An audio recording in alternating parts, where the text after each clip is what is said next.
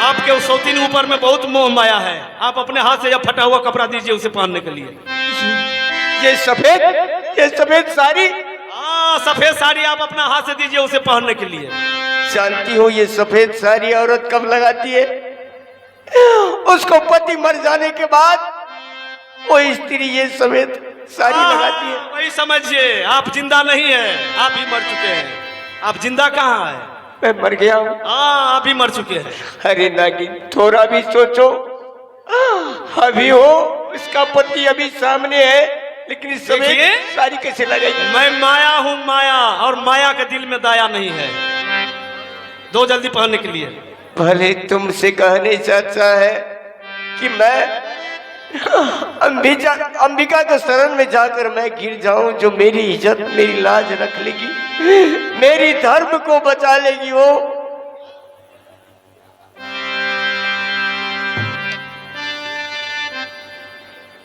अंबिका, अब मैं तुम्हें कुछ कहने लायक नहीं हूं, क्योंकि मैं गलती किया हूं। इसलिए मैं तुम्हें कह रहा हूं कि तुम मेरे आज इस धर्म संकट से मुझे बचा लो अंबिका, मुझे बचा लो अंबिका, मुझे बचा लो।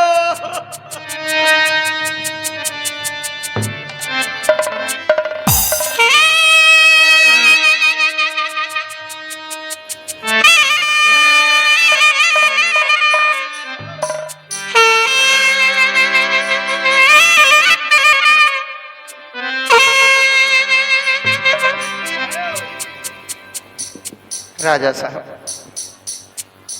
मैं तो बनवास जा रही हूँ। मैं अपने दोनों बेटे को आपके अमानत छोड़ के जा रही हूँ।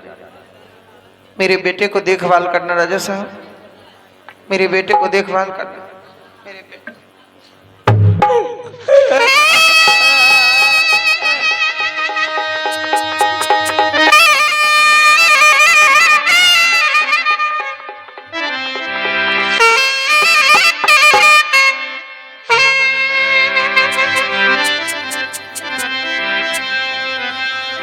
कहला सुनला सब माफ करियो राजा जी, सब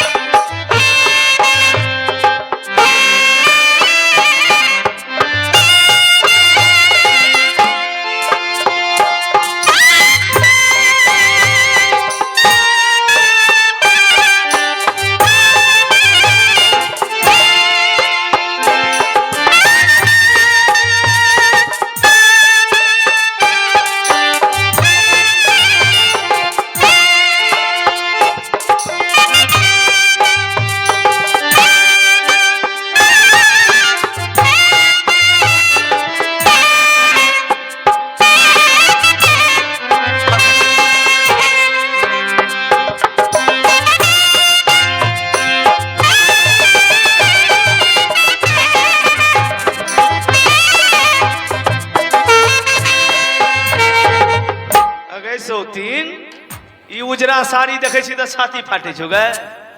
मर्दबा पर गुमान छे, मर्दबा के तो मुट्ठी में रखने छी गए। भर रात कबे रोड में खड़ा रही ले तो ई मर्दबा भर रात वही रोड में खड़ा रहती। मर्दबे कैठना से बेला दे छी, ने मर्दबा रहते आ नहीं सौतीन के गुमान रहते। मर्दबा के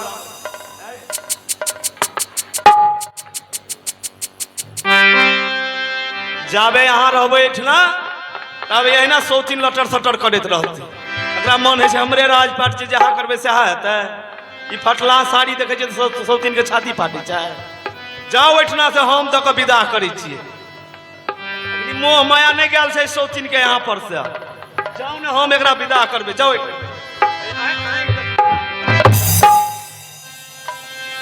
में बाघ जकाँ गुड़ा रहे हमरा गिर लेते। ई मुट्ठी में रखने छियै, जे कहबै से करते।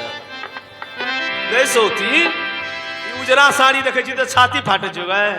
अखनी तल मोह माया छेबे करल छो जे हमरे राजपाट से जहाँ करबे सहा हेतै। कते हमरा धकले छले, बुझाइ छले घर के कोई नहीं छिए। ई नहीं बुझे छै जे राजवाली रहते राज लगा दाइ जेते छूट छै।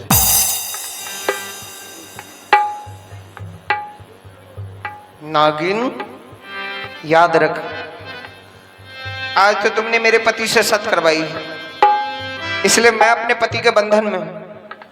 अगर आज मैं अपने पति के वचन पालन नहीं करूंगी तो कलयुग में कोई स्त्री अपने पति को नहीं मानेंगी। इसलिए मुझे वनवास जाना होगा। लेकिन याद रख, जिस तरह मैं तुम्हारे घुटने में झुक रही हूं, कल तुम मेरे पैरों के नीचे आएगी। कहियो न जब झुकै लगे, कहियो न। श्राप है नागिन, याद रख। गई में कौवा शरापने से बैंग नहीं मर जाए। ये कौवा की शराप नहीं है, एक अबला की शराप है। तुझे हाय लगेगी, बदुआ लगेगी। आज तो मेरे बेटे रो रहे हैं, मेरे पति रो रहे हैं, मेरा प्रजा रो रहा है, लेकिन कल तुम्हारे पास रोने वाला भी कोई नहीं होगा। याद रख, कौवा शरापने से जे बैंग मरती तो सौंसे दुनिया का बैंग मर जाती है। तोरा शरापला से रुइयो न भगन है। मन है चलो हमरे सब चीज छिए। जल्दी उजरा साड़ी पीना, जल्दी विदा हो राजपाट। दोसरे बिछड़ी गेल गाछ से हो पातवा, गाछ से हो पातवा, तेरा नहीं गाछ के समा।